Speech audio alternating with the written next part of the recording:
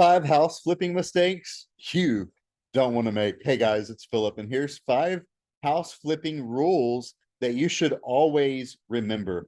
My name's Phillip Warrick. I'm a full-time real estate entrepreneur with over 20 years of experience buying houses, fixing them up, and flipping them. I've done everything from buy, fix, and flip to buy and hold to buy and doing short-term rentals and everything in between. And I've had the privilege of speaking on the world stages with JT Fox and meeting celebrities, millionaires, billionaires, and doing business with these kind of people, all because I started investing in real estate when I was younger. And that's what I do every single day. So what I wanted to do is share with you today some of the rules that you want to think about when house flipping, because house flipping can be challenging and it can be exciting all at the same time. But you may find it challenging if you're new in the industry or if you believe that you don't have the knowledge and the experience in doing your job right. But you can also find it exciting knowing that in every deal that you close, you'll get to make a profit and you'll learn something new every single time. Okay, so without further ado, let me help you get more excited about what you can earn in this industry and by talking to you about the challenges and the opportunities within these 5 rules of house flipping. The first and most important rule, and I remember Hugh Hilton telling us the other day, is that we make money in real estate 3 different ways. We make it on the buy, we make it on the renovation, and then we make it on the sell. Those are the 3 profit centers that we have. So the first rule is that we need to buy below market value. And what we'd like to do is we like to find properties that we can purchase, properties that are off market that we can buy at 70% of the after repaired market value, what's commonly referred to as the ARV or the ARV, after repaired market value. So we want to buy houses for 70% minus those repairs. Okay. So for example, if the house sells for 100 and it needs 20 in repairs, we want to buy it for 50. That's 100 times 70 is 70 minus 20 is 50. That can be percentages. That can be per $100,000 house. You're going to buy it for 70,000 minus 20,000. And people will say, well, Philip, where do you buy $100,000 houses? Well, they are out there, but I'm using 100 to be a round number so you can easily calculate it, right? Use it as a percentage. If it's a $250,000 house, you want to buy that house for 250,000 times 70% minus however much you believe the renovations will cost. Okay. So that's the 70% rule. Anytime we break that rule, now we're risking, right? We make our money when we buy. We make our money when we buy by buying the property below market value. Anything outside of that is gambling. It's speculation, okay? That doesn't mean that every property and every opportunity that we get is already going to be at that asking price. 99% of the deals that come to my desk are not at 70% minus repairs. It's our job to find a motivated seller that needs to sell, and then we negotiate down to that price. Okay. So a lot of times what that means is they might be asking 90, they might be asking 80. And sometimes we go ahead and work with them and get them on that first negotiation to come down as close to that 70 as possible. Okay. So the second rule that we're going to talk about is that we're going to do a thorough inspection. So now we've talked to the seller. We found an off-market motivated seller that needs to sell or wants to sell, but they don't have 3 to 6 months to list, market, and sell the house with the real estate agent. Why?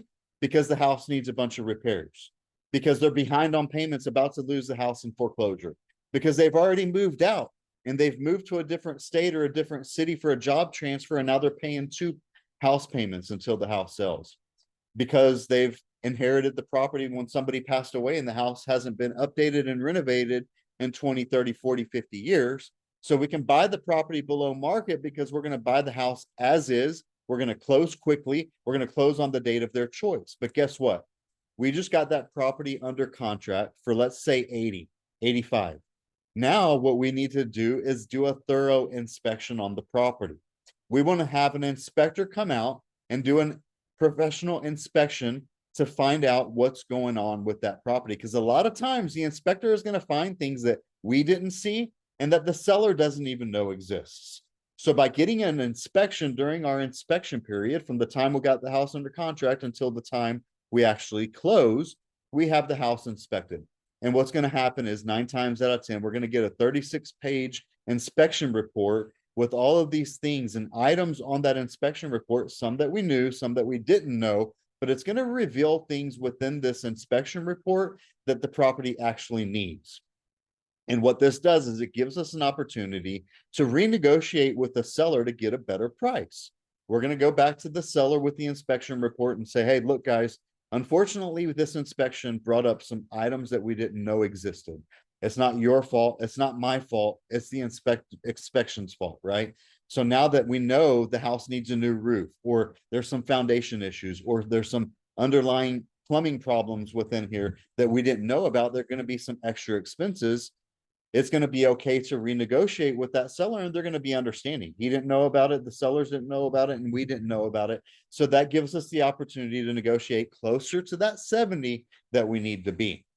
Now, a lot of times the sellers are going to be like, hey, but you said you were buying the property as is. And I understand that, Mr. Seller, and we are agreeing to buy the property as is. But now that we know that these problems exist and they were bigger problems than we anticipated, it's only fair that we reduce the price to cover that. So let's just cover the cost. It's going to cost an extra 5,000 or 10,000 or 15,000, whatever that cost is. You want them to agree to at least just cover the cost. That way it's fair for everybody, right?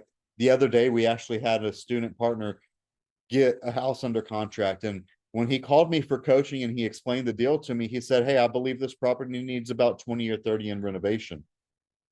Then we got the house under contract based on that. Then he went out to the property and he came back to me. He was like, man, this is actually worse than what we anticipated. I think it's going to be more like a 40 or a $50,000 renovation.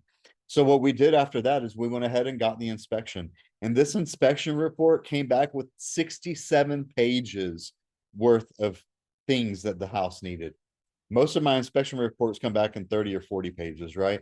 And this one had 67 pages. So we were able to do exactly what we're talking about here. We had to go back to the seller and explain to them, look, guys, this inspection brought up termite damage, roof damage, leaks, plumbing problems, foundation settling, all of these issues that came about were able to give us an opportunity to renegotiate the price down a little bit. Okay. So that gave us the credibility from the inspection report to be able to get that and not to pull a fast one on them and to explain to them, hey, we'll share this inspection report with you because rather it's us or the next buyer, these things are going to come up and they're going to have to be dealt with. So that gave us the opportunity to get that price down where we needed it. Okay. Now, the third step, the third thing that we need to think about is we need to know our limits. As an experienced investor in the real estate industry, it's one of our primary goals to lessen the money that we're spending on repairs and renovations as much as possible. You may also consider the idea of working during your off hours just to make sure that you're maximizing your time and spending it fixing the house that you plan to fix and flip. Now, a lot of people come to me and they're like, hey, Phillip, I want to get started in real estate.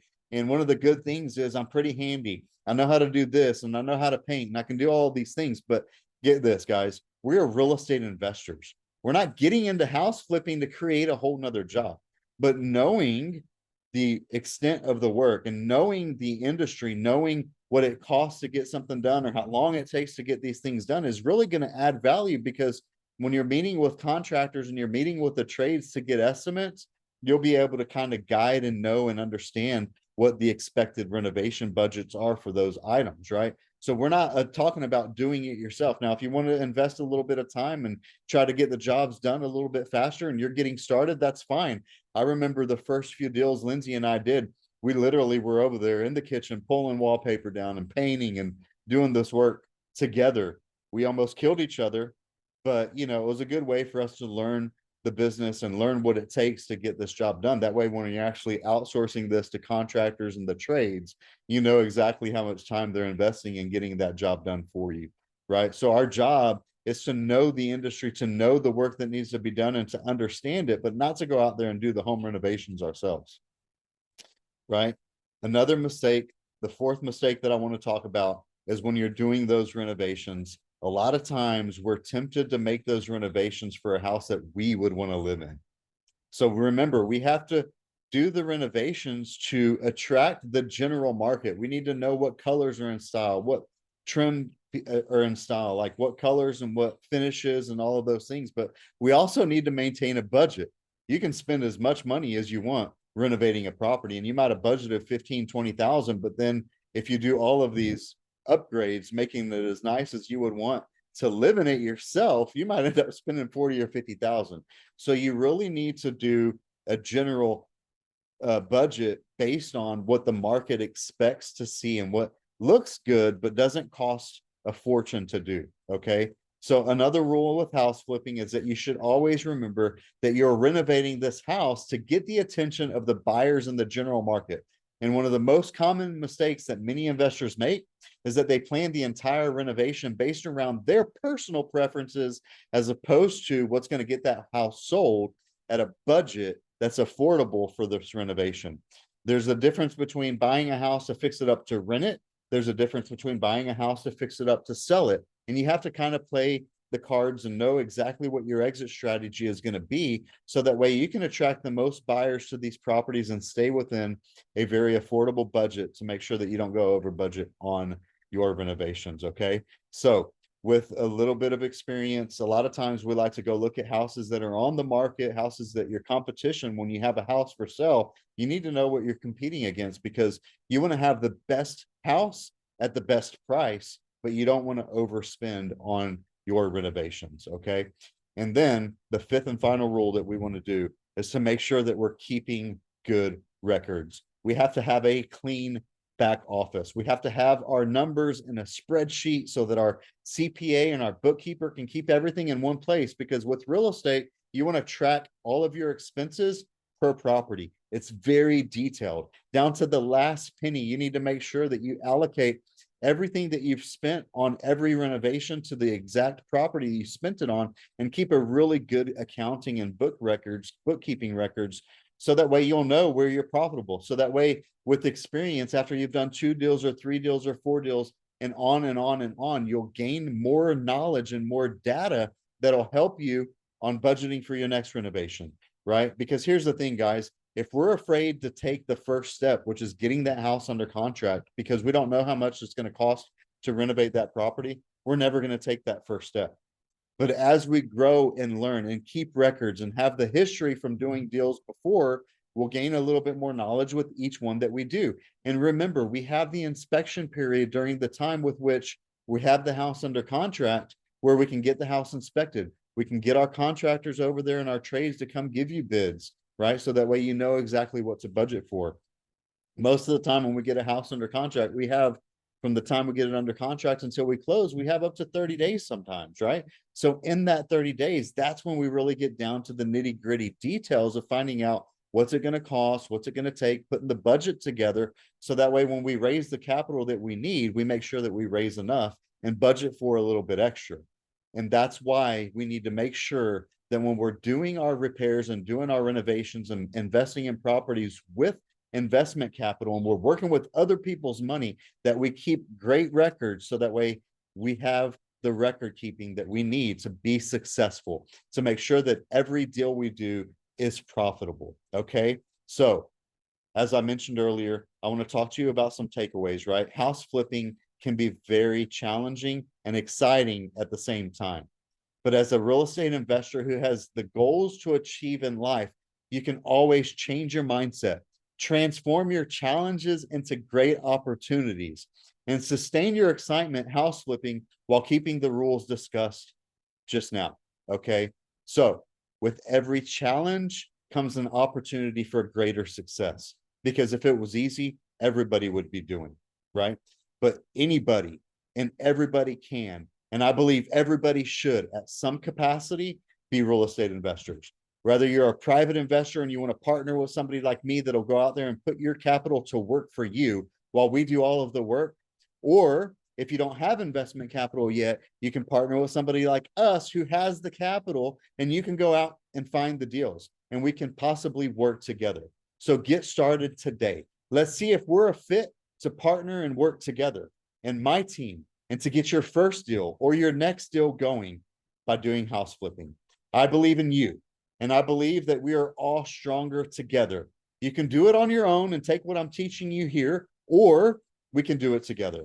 So whether it's with me or somebody else, get a mentor, get coaching, We all need coaches. I'm 23 years in this business and I'm still getting coaching. I'm still looking up to the people that I can help me get to the next level. And I believe you should too. So apply to join my coaching program and maybe we'll get the opportunity to do deals together. So let's work.